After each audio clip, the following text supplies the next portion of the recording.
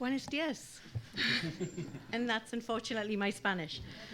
I am so delighted to be here. Thank you so much to Casa America for opening your beautiful home to me. It's quite stunning. I'd like to thank Women in International Security. It's an organization that's very close to my heart. To the Government of Canada, fellow speakers, colleagues, friends, and you for being here. Because the Women, Peace and Security agenda is all of ours. It is collectively the agenda for us to move forward on peace and security. And I come to you today as the NATO's Secretary General's Special Representative on Peace and Security, as a daughter of Canada, and as a feminist who believes very firmly that gender equality is the only way we can have traction in society. But I want to say a special thanks to the government of Spain, who is both an ally, a friend of the Women, Peace and Security office in NATO, and has been supportive throughout the work that I've been doing over the last year. I had the pleasure to be at the United Nations in 2015 when the adoption of Resolution 2242, and it was unanimously adopted. And that resolution, under the presidency of Spain, who managed to marshal in this resolution, is very important to the agenda in NATO, as well as the collection of women, peace and security resolutions.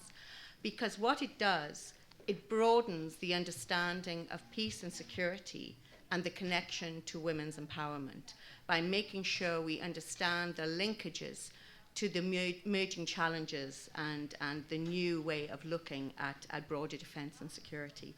So a great thank you to all of the support from the government of Spain to us in NATO on this agenda. NATO also reflects the same commitments that Spain hold dear. It is the agenda that was recognised in the summit this year in Brussels in 2018, when the heads of state and governments endorsed the revised policy and the new action plan on women, peace and security. And this new policy has been adopted by all allies and many of our partners. And it represents a big step forward for us in women, peace and security within the alliance. Within this policy, we're actively working to ensure integration of gender perspectives and women, peace and security priorities in our three core tasks, which are collective defence, crisis management, and cooperative security. And our new policy builds on a new framework of three guiding principles. And this is very new to NATO, and I'm very proud of the work we were able to do with this policy. And those three principles are integration, inclusiveness, and integrity. And they're aligned with the global women, peace and security commitments. They draw from the alliance's common values of individual liberty, democracy, human rights, and obligations under the Charter of the United Nations. And both our allies and our partners are aiming to make this policy and its action plan an integral part of their everyday basis, but both in the military and the civilian. And eventually, we aim to improve the operational effectiveness, but also improve the alliance to be an agile and ready, responsive alliance, ready to meet the challenges of the 21st century. So let me take you through the three I's and what they mean to us. The first I of integration. This is the principle that recognizes that women and men are affected by everything differently. There is no same way of looking at the same issue. And they have to be, their voices of women and men equally have to be included in every policy, program, project, process, thinking, and resources that we put towards this. Our goal is to make sure that gender equality are not words, but actions that we take very seriously. And they have to be guided by gender mainstreaming processes. However, advancing this agenda demands a coordinated effort and consultation with other stakeholders. We are too often working alone, we are too often working in silos, and we must work together. To have a clear and concise vision for the future, We need to keep the agenda consistent with the work of other international organisations and, most importantly, with civil society. We must manifest collective vision for the Women, Peace and Security mandate. If we fail to work together to implement this, we are failing the women on the ground who most need our support. It is with that vision that we must have some clarity. In NATO, we realise how important women, peace and security and the voices of women are. And it is for this reason we established, as already mentioned by one of our panellists, the NATO Civil Society Advisory Panel. And this was established to bring together women civil society representatives to help us understand the challenges of security in the broader inclusive momentum. And last month we hosted the 3rd annual meeting, and we're confident that with the valuable input and ongoing support of its representatives, we can integrate fully women's voices into the work we do at NATO. We will be launching a project in the near future on how do women understand defence and security different to men. And there is a very big difference. I've been deployed, when I was deployed in the United Nations, I've been to many, many missions. And when I was deployed in missions, my first question would to ask women, what does security mean for you? And every time I asked, they would say, it's about human security. It's the broader connection of security. And we need to build that into our thinking so that we can really advance the alliance's work in a meaningful way. This will be a project that you will see launched over the next few months. It's in the spirit of collaboration that I also want to recognise the initiative of the Women, Peace and Security National Focal Points Network that was launched by Spain as well, and that NATO is a very proud member of, and I look forward to the next meeting next year. This is a very good example of collaboration within the international community, and one we need to see much more of. The second I is inclusiveness, and this is about dismantling all existing barriers in the way of the implementation of women, peace and security, both in NATO and with support to allies. We have to do better. We are not anywhere near where we need to be. We plan to try to reduce these barriers by promoting increased representation of women across NATO and in national forces to enhance the operational effectiveness. Data clearly shows that increased numbers of women in both civilian and military staff leads to improved operational effectiveness and enhanced team performance. Mixed teams work well. However, we need to be mindful that it's just not at numbers at lower levels. We have to do more to get women into leadership roles. Where we right now, we have some progress. And we know that 85% of NATO members now have all positions in their armed forces open to women. We have 7 female defense ministers who represent the allied nations in NATO, and we have 10 women who currently serve as ambassadors to the North Atlantic Council. This is great progress, but it's not enough. We have to also understand that gender equality is not just a matter of counting numbers.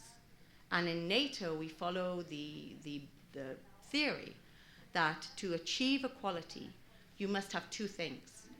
You must have more women represented, but you also must integrate into your doctrine and your policy and your processes, your laws, into your vision, into the projects, into everything you do, a gender perspective. Without both of these equally present, you will not achieve gender equality. Simply adding numbers and stirring is not an option.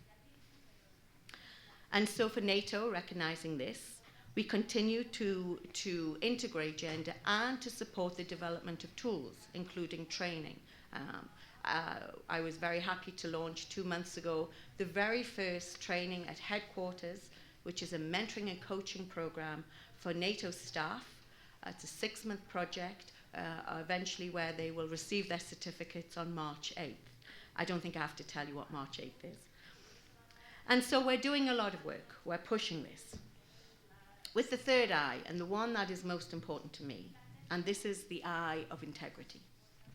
We wish to address the systematic inequalities that hamper fair and equal treatment of women and men. Our objective is to enhance accountability with the intent to increase awareness of the mandate in accordance with international frameworks and promote the highest standards of professional and personal conduct within NATO civilian and military staff. Up to now, we have not had a policy on sexual exploitation abuse, and I am delighted to say that we will be having our first policy endorsed in June, and we're currently working on this. The equal treatment, dignity, and respect should be an imperative in times of both war and peace, and we aim to achieve this by applying a zero-tolerance policy. We will develop our policy on combating sexual exploitation abuse, and this will be followed with training and a handbook to give to our personnel so there's clarity in the work that they do and that they understand that we must be a platinum standard alliance when we deploy to missions, activities, and operations. Additionally, we have to address trafficking in human beings, and this is one of the other areas which is under my mandate. The Office of Women, Peace and Security is actually part of a series of mandates which we have under the Office of Human Security, and I oversee children armed conflict, protection of civilians, cultural property protection, and human trafficking, as well as sexual violence and conflict.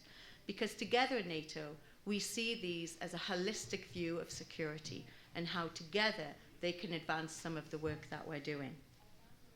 The trafficking in human continues as a serious human rights abuse, and it especially affects women and children.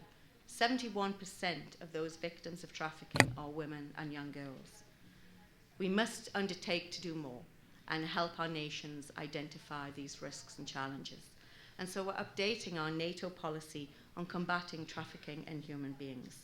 And this should ensure a protection of civilians and that we do better protection of civilians during our NATO operations and advance a more holistic approach. So in closing, I'd like us to remember that to effectively prevent conflict and secure lasting peace, we need political will, grassroots advocacy, and support from the international community. We must do more together, and we must do more better. It's only in this way can we ensure a greater response and better protection and empowerment for women and girls. We must be bolder, we must be more courageous, and we must be more driven. We must do these to advance this agenda, because ultimately, this is not about women. This is about peace and security for all. Muchas gracias.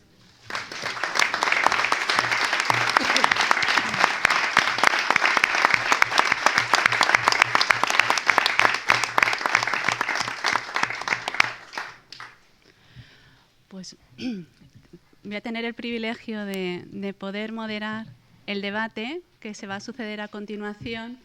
Y quiero agradecer especialmente a la señora Claire Hutchinson pues, su claridad de ideas a la hora de exponernos esta importante política que se está desarrollando en el marco de la OTAN y que, como muy bien ha señalado, representa una guía política tanto para las tres core tags de la OTAN, las tres tareas fundamentales, la defensa colectiva, la seguridad cooperativa y la gestión de crisis, y también considerando esos importantes principios en los que se enfoca, que son la integración, la inclusividad y la integridad, y siempre considerando la importancia de los valores de la OTAN que están representados en su tratado fundacional del año 1949 y que precisamente el año que viene celebraremos su 70 aniversario.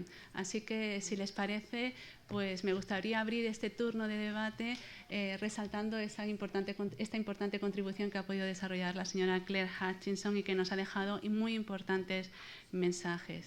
Si alguno quiere intervenir en primer lugar, tenemos unos minutos antes de continuar con la siguiente sesión.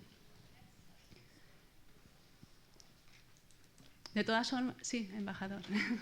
Gracias. Muchas gracias y buenos días, y gracias, señora Hutchinson, por su presentación. Yo quería preguntarle si hay un ámbito prioritario en la agenda de mujeres, paz y seguridad en la OTAN. Es decir, yo entiendo que hay una acción hacia nuestras propias Fuerzas Armadas, las de los países aliados, promover la agenda en nuestras propias Fuerzas Armadas. Hay un segundo vector que es, y se ha referido a ello, en las misiones en las que está desplegada la OTAN y, lógicamente, Afganistán viene a nuestra mente, pero también probablemente KFOR, la nueva misión en Irak, etcétera, ¿no? Y quizás hay un tercer vector que es hacia los países socios de la OTAN, facilitarles las lecciones aprendidas, nuestra experiencia, nuestras, digamos, acciones de éxito, etcétera, porque creo que sinceramente tienen interés. En su ámbito como alta representante de esas tres, o a lo mejor de otros que no he mencionado, ¿existe algún ámbito más prioritario para la OTAN? Thank you for a very good question. Everything's a priority, and everything is time-bound and critical and important. But there are a couple of areas for me, especially with regards to missions and the work we do in operations activities, that I think we have to watch very carefully. And it is the role of gender advisors, and to make sure that we constantly have gender advisors trained and deployed. Because there is often, in many international organizations, this idea that, oh, we've achieved, thus we don't need any more guidance and advice. We have a number of 15%, thus we don't need gender advisors. We will always need gender advisors until we have equality. The idea that you would deploy a woman and a woman automatically will represent gender is not, it's very incorrect. And also we shouldn't do that to women. So for us, the priority is making sure that we have in our missions. Now, we're very happy, as you'll know, in Iraq, from the very beginning of planning, very first time, we didn't do this in Afghanistan, we've done it now in Iraq. From the very beginning, we've had gender seamlessly woven through all of the planning. We now have a gender advisor at command level, as well as human security in other parts of the mission. And so for me, this is critical, to ramp up, not reduce our gender advisors. The second thing we have to do more is to focus on supporting those nations that don't have national action plans. National action plan is the driving foundation from where we would jump off and then hold accountable. And for those nations that are either as an ally or as a partner or even further afield, we have to do more to help them, bring them on board with the national action plans. And the priority for me is to raise awareness of what the messages we're trying to do. It's not about changing cultures, it's not about changing anything differently, but it's about equal rights and responsibilities. And I think we have to collectively, as an international organization, and I'm glad we're working very much in coherence with the United Nations, make sure our messaging is consistent so that we're not causing confusion to those that we both deploy in the military, but also to those who are serving in protection on the ground. So they would be 3, maybe, priorities out of a list of many. Muy bien. ¿Desea alguien intervenir? O si no, yo me gustaría hacerle una pregunta, si le parece, señora Claire Hutchinson. Usted se ha referido a la importancia de no fallar porque las mujeres sobre el terreno nos necesitan. ¿Nos podría hablar o comentar algunas lecciones aprendidas de la importancia de estos temas en, por ejemplo, concretamente se ha referido a Irak, pero en Afganistán, donde la OTAN ha estado presente durante estos últimos años, y tanto con ISAF como ahora con la misión Resolute Support? Muchas gracias. Yeah, I mean, ultimately, the Women, Peace and Security 1325 and this series of resolutions were created not for us at headquarters in NATO. It wasn't created even for any of our home bases. It was created to look at the area of conflict and how do we address that to make sure women's voices coming out of conflict are addressed in the reconstitution of their country as how we move forward to peace. And so when we fail to understand or engage women and we fail to understand their version of security and their understanding of what their country needs, we are not including in the peace process. So we know that 35% peace process will last 35% longer when women are included. When we don't include them in the understanding of even defense and security of their nation, then we're going to fail. And when we fail, this in some cases is a life or death issue for women on the ground. This isn't just not getting a policy adopted. This literally is a critical issue for those women on the ground. And I want to give you an example from my previous life when I was in peacekeeping about what happens when you don't integrate a gender perspective. It was in a CIMIC project, a civil military coordination project, where they went into a village, into one of the deployed missions, one of the missions we were deployed to. And they asked the community, what is it you need? We have some money, some CIMIC, a little bit of spending money. And the community said, we'd like you to asphalt this road so we can get to market, so we can sell our produce. It's very impossible for us to get there. And so we did that. And nobody used the road. So we, as the gender unit, went back into the community and we talked to the women and said, what's with the road? And the women said, if you'd asked us, we would have asked for a well, because we grow the produce, but we have no water, and so we have no need for a road because we have nothing to sell. And that's simply what mainstreaming is. And if we don't integrate voices of both parts of the community into what we do, we're not only failing politically, we're failing economically because we're literally wasting money.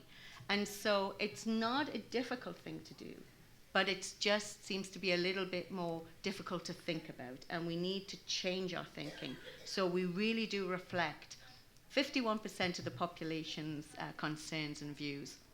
And that's what I hope we can drive forward with our new policy and action plan. Muchas gracias. Sí. María del Mar Hidalgo, del Instituto de Estudios Estratégicos. Gracias.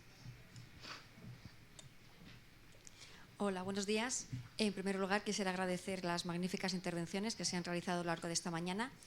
Y durante la mesa, durante la intervención, en concreto contigo, María Angustias, se ha hablado de cultura de defensa, la importancia de que los jóvenes, de que los niños conozcan estos temas. Entonces, me gustaría saber si tanto en Canadá como en España hay alguna directriz especial para introducir todos estos temas en el ámbito educativo, como tanto formando parte de las asignaturas en el currículum como en actividades extraescolares, por ejemplo. Gracias. Pues es una muy interesante cuestión, sobre todo cómo tratar de involucrar a estos jóvenes. Muchos de ellos aquí se encuentran aquí presentes y además han venido de otras provincias, con lo cual agradecemos mucho su presencia. Efectivamente, una directriz de nuestra Directiva de Defensa Nacional es promover la cultura de defensa, así como en nuestra Ley de Seguridad Nacional, una cultura de seguridad nacional. Y en ese sentido, a nivel institucional, aunque luego, por supuesto, vendrá el SEGEN por si quiere y le podrá dar muchísimo más detalles sobre este aspecto, pero sí se está trabajando en el ámbito educativo para poder acercar todas estas políticas a los más jóvenes. Y en este sentido, yo creo que dentro de la Secretaría General de Política de Defensa, aquí tenemos también alguna representante, que es la División de Coordinación y Estudios en Seguridad y Defensa, está haciendo una importante labor en este campo, así como otras asociaciones que hay que citarlas, ADALEDE, en fin, están todos, por eso decimos, cuando decimos debemos avanzar todos juntos, todos debemos ser instituciones, asociaciones, y sobre todo con ese propósito común, ¿no? Y es acercar estas nuevas políticas.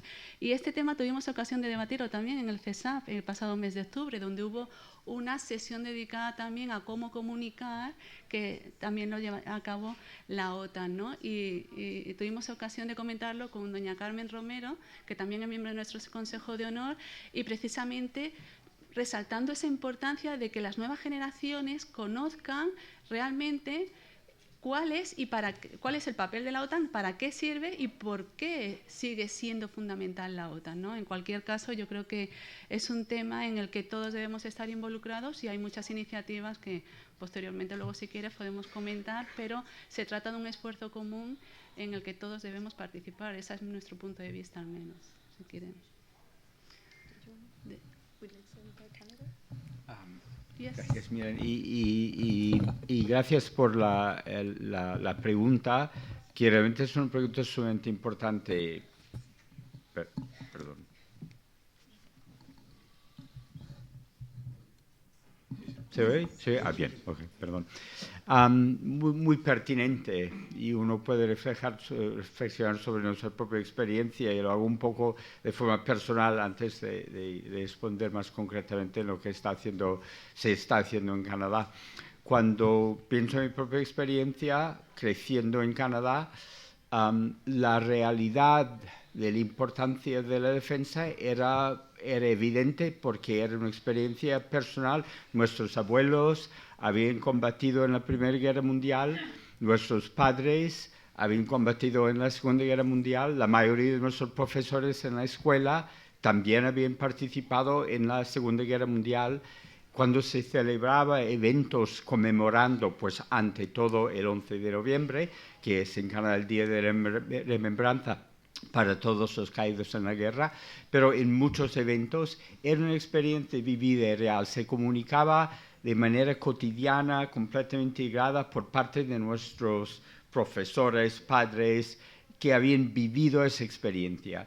Pero lo que hemos visto, y claro que mis colegas, la Comodora y nuestro agregado de defensa, tendrían una perspectiva tal vez más útil, pero creo que pasamos por un periodo en que nuestra experiencia directa de participación en la guerra se iba alejando un poco de la experiencia vivida cotidiana, y creo que pasamos por un periodo en que la percepción, hablo de un poco de la juventud y en parte de la sociedad más generalizada, de la importancia de la defensa, la seguridad, el papel de las Fuerzas Armadas canadienses, pasó por un momento de menos, en que era menos presente en el imaginario de lo que era nuestro país, en el mundo y en nuestro propio país.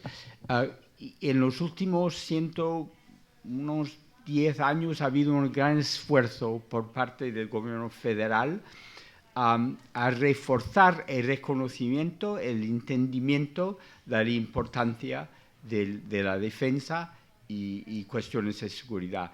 También los eventos en el mundo nos han ido recordando que no es algo que ha desaparecido de la agenda de un impacto directo. En cuanto a programas concretos de educación, pues en Canadá hay un sistema de educación muy descentralizada. Por eso la forma en que se integra esa realidad en un currículum, digamos, es variado a través del país. Pero sí puedo decir de manera generalizada que en toda la sociedad y en todos los ministerios de educación hay un mejor entendimiento de la importancia una mejor apreciación de la importancia de que se vaya creando conciencia de la importancia de esa función en nuestra sociedad y de las obligaciones de Canadá en el mundo en cuanto al conflicto. Sin crear una exigencia especial para la Comodora, pero en la mesa de redonda tal vez es una pregunta que se puede volver a plantear con la Comodora, que tiene una experiencia, una perspectiva más directa sobre esa cuestión. Pero muchas gracias. Muchas gracias. ¿Alguien desea también contribuir al debate? Sí, embajador Casinello, director del CIRPAX. Buenos días, director Emilio Casinello, director del Centro Internacional Toledo para la Paz. Tengo una curiosidad por saber cómo sigue la OTAN fuera de área OTAN, experiencias sobre perspectivas de género y participación de la mujer en procesos de mediación y de negociación de la paz. Estoy refiriendo en concreto a Colombia. Colombia ha sido un caso muy señalado de una experiencia novedosa con la inclusión de la mujer en el proceso de negociación, una subcomisión de género, con un plebiscito que luego fue llegado a un acuerdo de paz. Sin embargo, exigió unas correcciones precisamente en el tema de perspectiva de género, porque se traducía como ideología de género. Yo quería saber cómo se asimilan estas experiencias, cómo se siguen desde la OTAN y cómo se aprende de ellas. Gracias. Yes, thank you. Well, as you know, NATO doesn't engage in mediation processes on the Women, Peace and Security agenda. That is very firmly in the remit of the United Nations, who do an incredible job with their standby team, women standby team, the women negotiators, and also the training done for the networks of women in negotiation. What I do know from my past experience is that this is one of the slowest to take form in getting women into negotiation. And it used to be many years ago. I started working in Women, Peace and Security in 2003, just after Resolution 1325 was adopted. And the idea of having a woman at a negotiation table was just not done, because they said those who created the war were the ones to negotiate the peace. But we know that for women, when the guns fall silent, it is not the end of the war for them. And this is why women have to be at the peace table.